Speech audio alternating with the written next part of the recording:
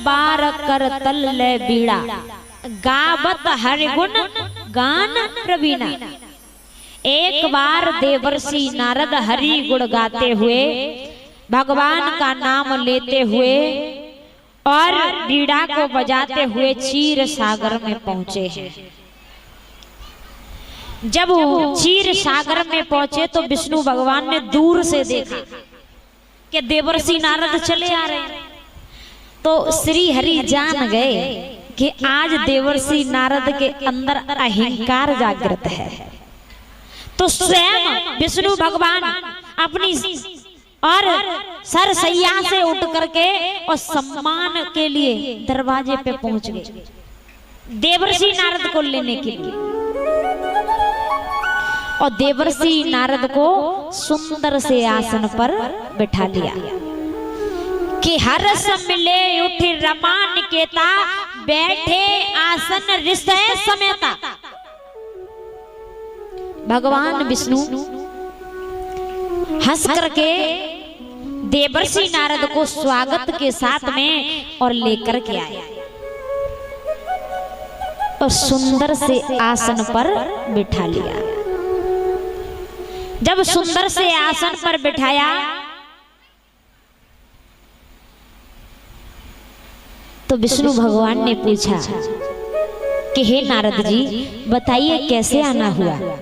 आज तुमने बड़े ही दिनों में दर्शन दिए। तो देवर्षि नारद के माइंड में तो वही बात चल रही थी कि मैंने कामदेव पर विजय प्राप्त कर ली, मैंने कामदेव पर विजय प्राप्त कर ली। देवर्षि नारद बोले, श्री हरि आपको मालूम है मैंने क्या किया? विष्णु भगवान बोले, क्या किया? कि मैंने आज काम पर विजय प्राप्त कर ली जिस पर कोई नहीं कर पाया।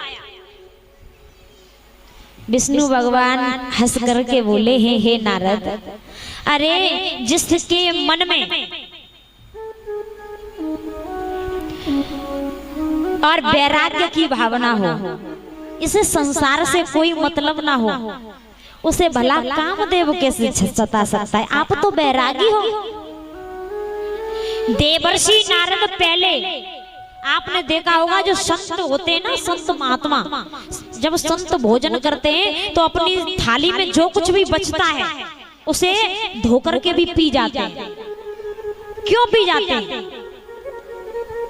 देवर्षि नारद पहले एक दासी के पुत्र थे, बहुत नीची जात के थे। इनकी माँ जो भी संत ब्राह्मण आते थे उनकी झूठी जो बर्तन हुआ करते थे, थाली हुआ करती थी, उसे मांजा करती थी, साफ किया करती थी। तो एक बार इनकी माँ की तबीयत खराब हो गई तो देवर्षि नारद को ही भेज दिया। अब देवर्षि नारद क्या किया करें, जो भी संत लोगों के थाली में झूठा भोजन बचता था उसको ही खा लिया करें। उन संतों के झूठे भोजन से देवर्षि नारद का कल्याण हो गया, बहुत बड़े ज्ञानी बन गए। तभी से कोई भी संत अपना झूठा भोजन किसी को खिलाता नहीं है। देवर्षि नारद का उद्धार हो गया।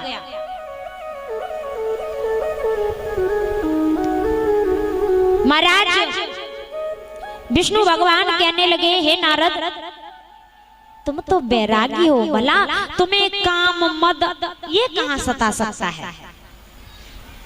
जिसे संसार से कोई मतलब नहीं होता उसे काम नहीं सता सकता।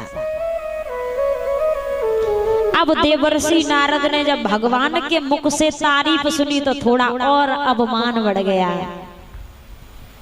अब साक्षात भगवान ने तारीफ कर दी तो नारद जी को थोड़ा और घमंड हो गया कि अब तो बिल्कुल भी मेरे समान संसार में कोई नहीं है। अब देवर्षि नारद को ये राजा दक्ष का श्राप लगा हुआ था कि 2 मिनट से ज्यादा कहीं पर रुक नहीं सकते, ब्राह्मण करते रहते थे देवर्षि नारद।